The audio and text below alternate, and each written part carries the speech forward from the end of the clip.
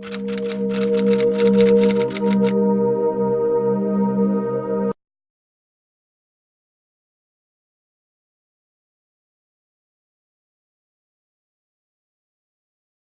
rol que desempeño es el ser presidente del comité académico, ¿no? Entonces, pues más allá de los libros archivados, de todos los documentos tan valiosos que hay, de, bueno, todos los videos, todos los microfilms, todos digamos, los testimonios tan interesantes que existen en el centro, yo de lo que puedo hablar más es sobre esa dinámica que hay dentro de las juntas que de pronto se generan en el centro de documentación, ¿no?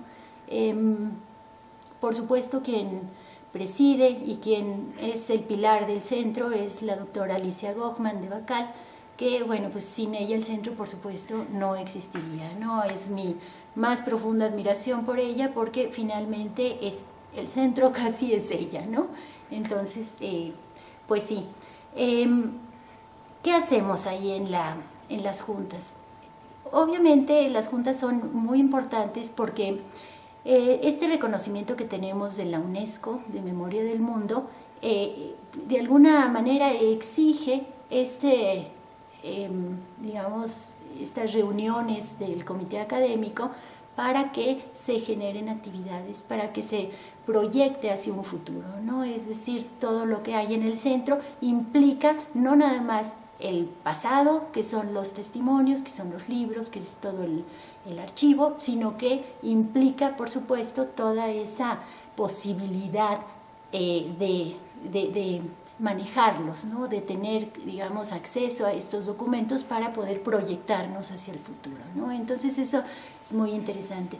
Los integrantes que formamos parte del Centro de Documentación o del Consejo Académico, más bien del Centro de Documentación, pues somos varios académicos, muchos o la mayoría de ellos de renombre, que por supuesto no nada más han aportado al centro, sino que tienen ya toda una trayectoria y toda una serie de publicaciones que les da mucho nombre, ¿no?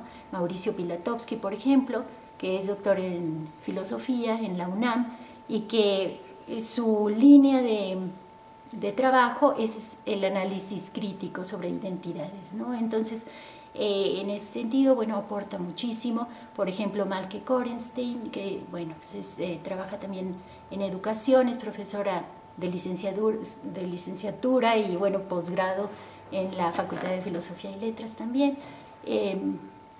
La doctora Daniela Gleiser, que también está abocada a los estudios de migraciones y obviamente especificando las migraciones judías, ¿no? También está Raquel Torenberg, Estela Stern, Emi Bros, o sea, no quiero omitir a ninguno, Miguel Hussidman, Diana Cuba, que pues, acaba de dejar de ser presidenta de la UISO, Matti Finkelman y, bueno, por supuesto, Enrique Schmelnik, ¿no? Todos ellos pues formamos parte, obviamente presididos por la doctora Gochman, y bueno, ¿qué actividades hacemos? Pues ahora sí que desde el analizar algún nuevo testimonio que cae en algunas de nuestras manos y, digamos, ver de qué manera se puede llegar a sacarle jugo, ¿no? A proyectarlo, ¿no? Una de las actividades importantes justamente es el premio Rabino Jacobo Goldberg, ¿no? En el centro de documentación, en el área del Consejo Académico, delimitamos quiénes van a ser los dictaminadores, quiénes van a ser los jueces, por supuesto, se empiezan a delimitar de acuerdo a las temáticas, de acuerdo al material que se tiene, pues quién va a dedicarse a este material de trabajo, ¿no? Por otro lado, el Congreso que acaba de ser el año pasado, que por supuesto pues nos tomó muchísimo tiempo, muchísima muchísimas decisiones, porque justamente organizar un congreso es aterrizar las cosas, ¿no? Es decir, desde el servicio de café que va a haber en los descansos hasta, por supuesto, la delimitación de los ponentes que en un momento dado hay que acceder a ellos para poder convocarlos, ¿no? Entonces, en ese sentido, pues sí fue un trabajo arduo, fue un trabajo difícil en el sentido de que surgían muchísimas dudas y bueno, pues tuvimos que estar tomando decisiones constantemente, ¿no? Una de las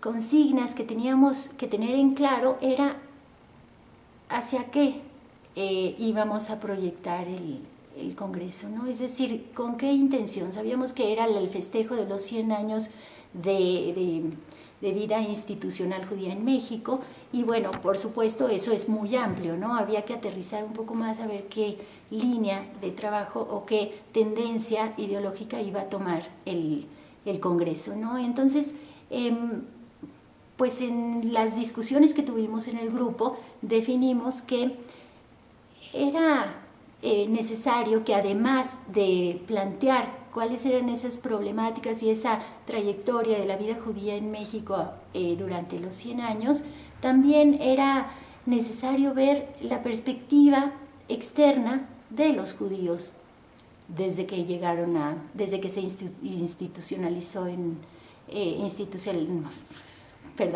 desde que se institucionalizó la comunidad en México, ¿no? Entonces, esto fue una, digamos, mirada alternativa que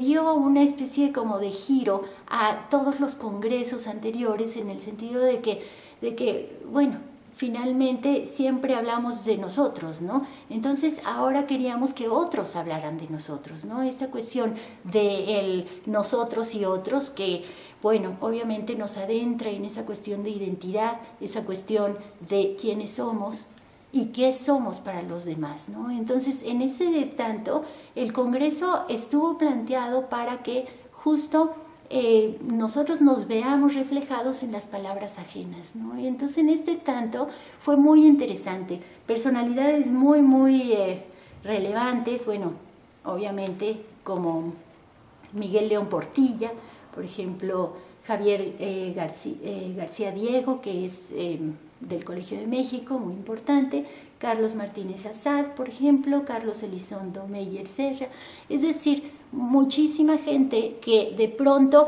a lo mejor uno diría, no tiene nada que ver con la comunidad en sí, no tiene nada que ver con la vida institucional judía durante estos 100 años, pero sin embargo sí tienen esa noción del contexto y justamente de esta integración o no integración de los grupos de inmigrantes que se asentaron en México, ¿no?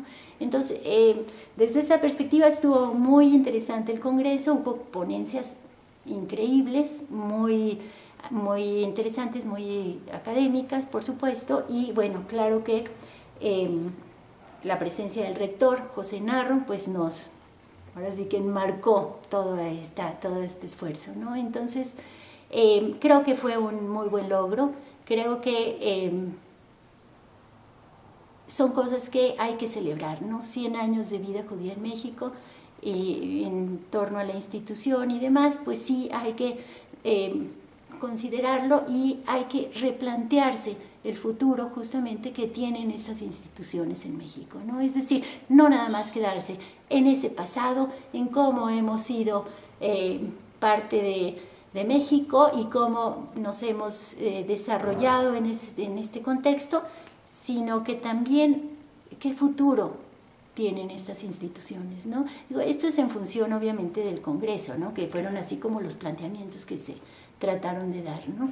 Obviamente hubo muchas mesas, miradas en torno al México del siglo XX, es decir, ese primero el siglo de encuentro, esa adaptación y demás. Bueno, obviamente hubieron muchos acercamientos, ¿no? Hasta la perspectiva artística, en donde Sara Sefcovic planteó su posición, en donde, bueno, hubo varias propuestas, incluyendo documentales que también tenían que ver con la vida judía en México, ¿no? Bueno, pues realmente lo que se generan en estas juntas pues son temáticas interesantes, proyectos que hay que proponer, por supuesto, y uno de los proyectos que tenemos en mente es que todos estos reconocimientos que ya tiene el Centro de Documentación se puedan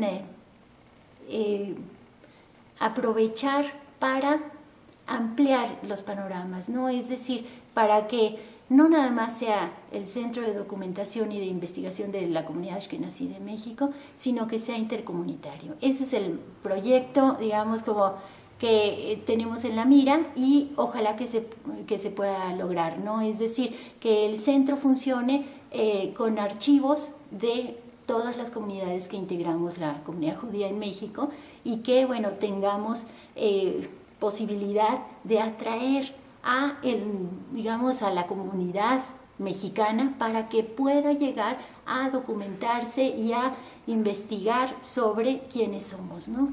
Entonces esto es, digamos, como esta perspectiva que ojalá que se pueda lograr, obviamente con la participación de todas las comunidades y que, bueno, pues ya teniendo pues la forma de cómo hacerle, de tener ya tanta gente preparada para poder catalogar, para poder interpretar, para poder, digamos, archivar justo todos estos testimonios, documentos, libros y demás que tiene ahorita el centro, que se pueda llegar a expandir a otras comunidades, ¿no? La comunidad Maguen David, comunidad Sefaradí, comunidad Monte Sinai, comunidad Betel, bueno, todas que de pronto puedan llegar a aportar sus propios archivos, ¿no? Y que sea, digamos, un centro de investigación y documentación como lo es hoy, pero extenso, ¿no?